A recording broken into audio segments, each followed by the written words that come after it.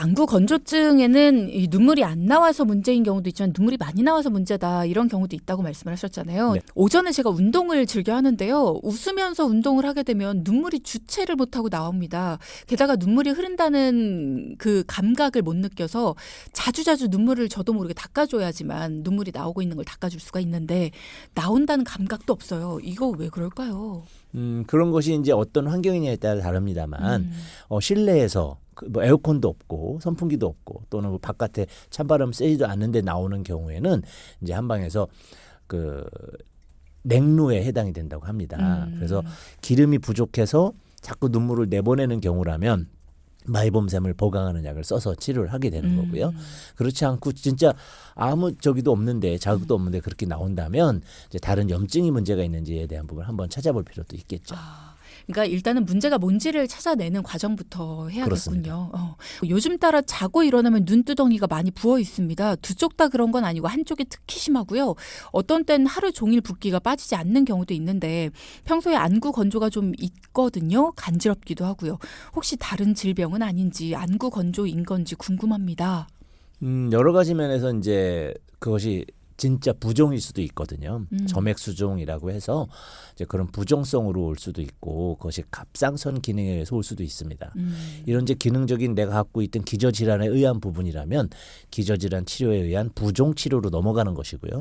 오늘의 주제인 안구 건조도 마찬가지로 안검을 다소 붓게 할 수 있습니다. 이제 그런 부분이 안에 염증이 발생하기 때문에 안구의 문제인 것이 안윤근에까지 안검에까지 파급되는 것인데요. 안에 내과적인 안구적인 문제가 외부에까지 영향을 주게 되는 경우에는 안구 건조 치료를 통해서 안검을 같이 치료할 수가 있습니다.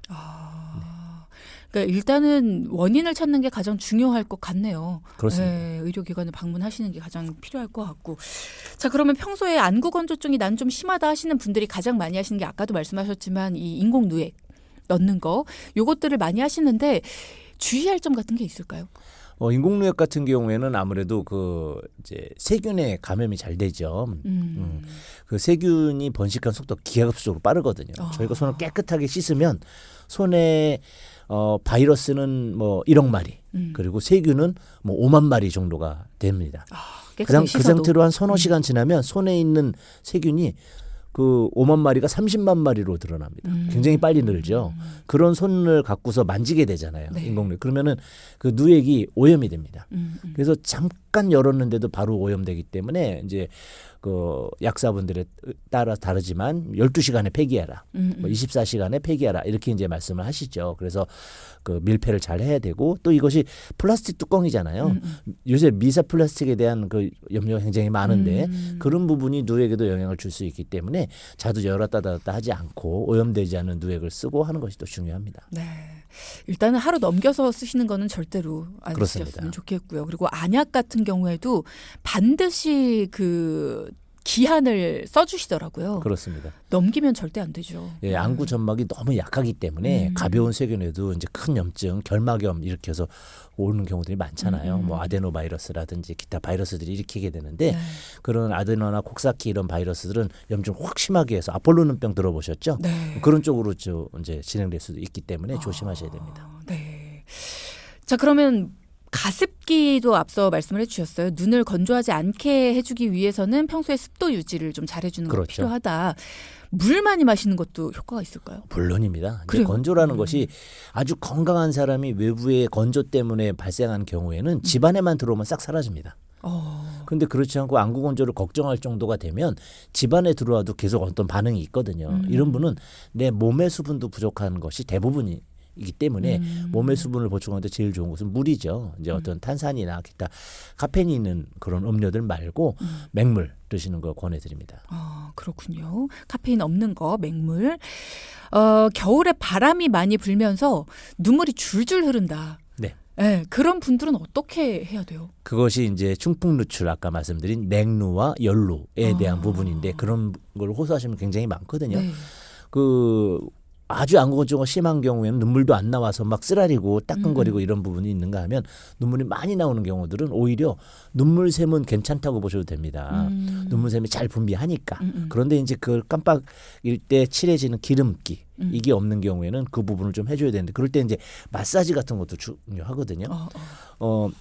이 마이범샘 같은 경우에 막 비벼주게 되면은 분비되는 그 구멍이 기름기로 막힐 수가 있는데 그게 이제 없어지기도 합니다. 저희가 눈을 이렇게 비볐는데 약간 가렵다가 비비면 시원한 경우가 대부분 마이범샘 기름이 막혔다가 뚫리는 경우들인데 그런 이제 마사지를 통해서도 또 이제 좋아질 수가 있는 거거든요. 이런 관리들이 필요합니다. 그럼 마사지를 해준다. 눈 비비지 말라는 얘기 참 많이 하는데 네. 어떻게 마사지 해줘야 돼요? 자, 이제 이것은 도인안교법이라서 전통적으로 한방에서 사용하던 방법인데 네. 일단은 이제 눈은 온도가 다른 체온보다 좀 낮습니다. 눈꺼풀이나 이런 혈관이 아무리 얇으니까 온도가 떨어지고 안구는 너무 뜨거우면은 염증이 생기거든요. 그래서 온도가 떨어질 때 따뜻하게 해줍니다. 그 따뜻하게 해주는 방법이 발전해서 응용한 게 IPL 같은 치료들이거든요. 이제 두 가지인데 근육을 먼저 풀어줘야 됩니다. 안윤근이라 그래서 눈썹과 요 광대뼈 사이에 눈을 움직이는 근육이 있거든요. 거기 혈류가 잘 들어와야 됩니다. 그러면 눈썹 있는 부위부터 요 광대뼈부터 코어 있는 모서리까지 손으로 가운데 손가락이나 아니면 2, 3지 두 개의 손가락을 꼭꼭 눌러줍니다. 네. 비벼도 되고 눌러도 되는데 그러다 보면 이제 아픈 부위가 있을 겁니다. 대부분 눈썹 주위가 아프거든요. 네. 특히 그 안구건조가 있는 분들 같은 경우에는 눈 바깥쪽 위에 눈썹이 아픕니다. 그 바로 밑에 눈물샘이 있거든요. 그래서 거기를 좀 잘 비벼주고 하면은 눈물샘에 공급되는 혈액이 늘어나겠죠.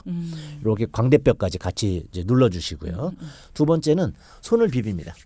손이 뜨끈뜨끈할 때까지. 네. 그래가지고 온도가 올라가게 되면 내 체온 36.5도에 육박했을 것 같아라고 했을 때 눈을 딱 대주는 거죠. 그렇게 되면 한 20초 정도 대주게 되면 혈류순환이 잘 되고요. 그럴 때 대서 살짝 가볍게 돌려주는 것이 좋습니다. 이렇게 그렇죠. 그렇게 되면 저희가 IPL을 사용할 때도 온도를 40도 정도 올리고 싶어서 하는 거거든요.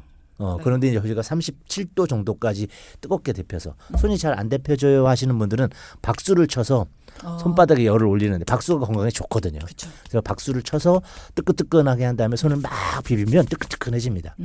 몸에 땀도 살짝 나거든요. 그럴 때 눈에 딱 대주고 이런 것을 수시로 아침, 점심, 저녁으로 한 5번씩을 3회 하면 15회 정도 되겠죠. 그 정도만 해도 IPL 못지않은 효과를 보이기 때문에 그런 지압법 그리고 이제 비벼주는 이제 박수하고 뜨겁게 눌러주는 이런 방법. 그리고 또 집에 적외선 같은 게 있으시다면 눈을 잘 가리고 따뜻하게 해주는 거. 또는 그 안대 같은 거 따뜻한 온열 안대 팔거든요. 예, 그런 거. 네. 또는 수면 집에 안대로. 그렇죠. 근데 따뜻하게 열나는 것들이 있습니다. 또는 아니면 핫팩을 너무 뜨겁지 않게 해서 한 40도 미만으로 해서 올려놓은 이런 방법들이 이제 여러 가지 마사지와 함께 눈 건강에 도움이 되는 관리법이죠.